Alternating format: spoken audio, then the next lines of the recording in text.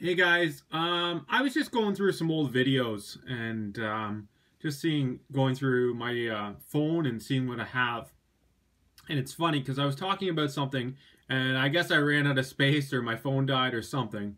But I'm going to continue that off today because it's a cold, cold day and I think I was on a good thing there. So, what's going on, everybody?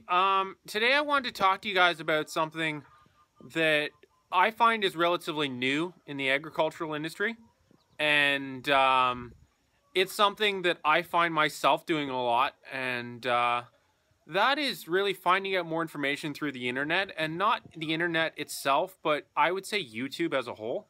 A perfect example is one guy that a lot of you guys, if you're watching my videos, you've seen. It's One Lonely Farmer. And I've watched a bunch of his videos, and I really like what he does and what he's about, because a lot of this stuff kind of relates to me a little bit when it comes to hay, because he's making hay and that's what I'm doing. A prime example is the rake. If you guys have seen it, he uses an H&S rake, and I liked it. I liked it a lot. I never really thought about using that type of rake because it isn't done in my area.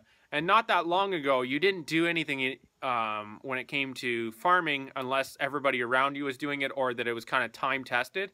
And I understand that, because it kind of keeps you away from risk, because risk is what puts you out of business. In agriculture, a high risk situation is usually what makes you broke. So now there's a new avenue, and that is the internet, and that is YouTube, for you to see things in action. So when I was looking for a faster raking system, I didn't really look to what everyone else was doing in my area. I looked to YouTube a lot because I could see different ways to do it. I could see rotary rakes, I could see the V rakes, I could see the high capacity V rakes, I could see everything. And it gave me a view and an insight of a daily use. Because a lot of these products are advertised, are done by the dealership, and when the dealership does it, it looks stellar. It looks absolutely amazing. A prime example of this is I looked at a reconditioner, a hay reconditioner, because I thought it was an absolute great concept.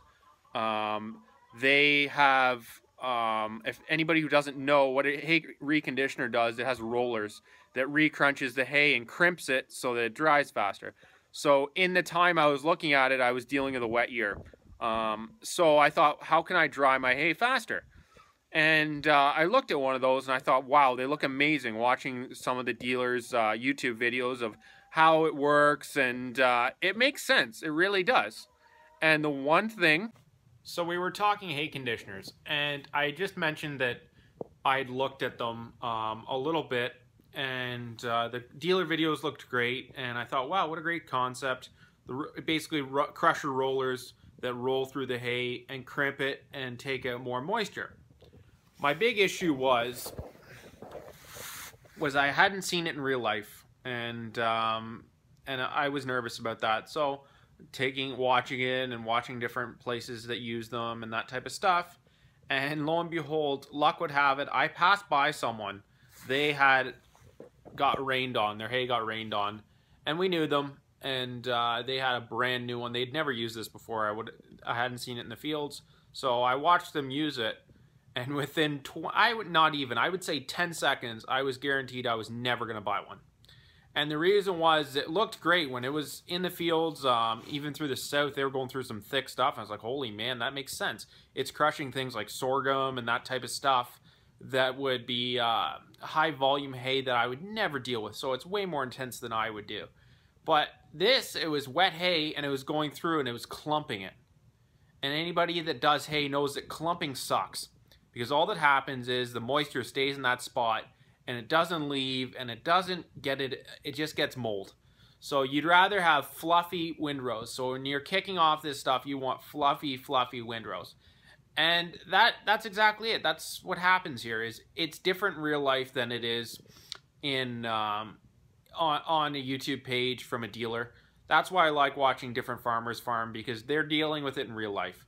And that's what I wanted to touch base on. After that, I never looked at a reconditioner again. I looked at making one. I might still do that, but I won't use the rollers, and that's the reason, is the rolls create chunks if it's wet. Where if you're using flails, your flail kind of puffs it up, and that's what you want. You want to kind of kick it in the air a little bit and kick the moisture off and put it onto a dry row or a dry area. But that's for another video, guys. I just wanted to thank you guys for watching. Feel free to comment, rate, and subscribe. And as always, feel free to tell your friends about this place. Take care, guys. Keep farming.